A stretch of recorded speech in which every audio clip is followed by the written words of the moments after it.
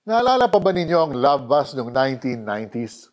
Ano kaya kinalaman nito sa love ng Diyos? Tara, alamin natin as we continue our series, God Loves You.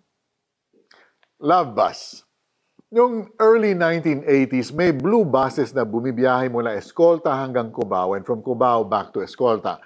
Sa exterior ng blue buses na ito ay may mga nakapintang hugis puso at may nakasulat, Love Bus.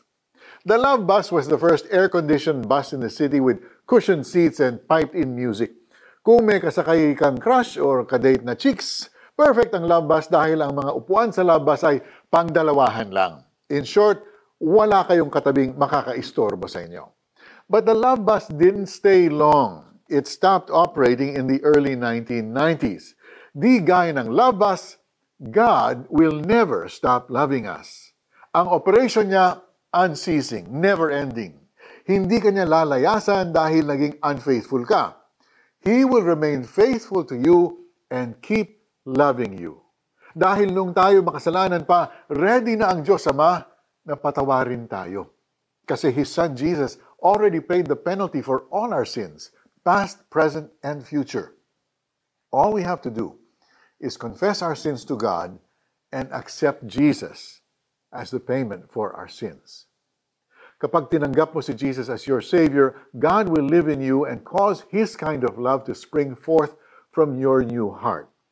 By His grace, you can forgive, you can stop from keeping a record of others' mistakes, you can trust again, you can hope again. God's love in you enables you to love others too with His kind of love. It's something na matututunan mong gawin, unti-unti.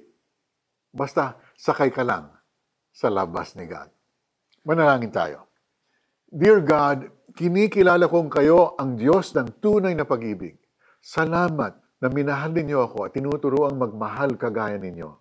Gamitin ninyo akong tulay para maipadama rin ang pag-ibig ninyo sa iba. In Jesus' name I pray. Amen.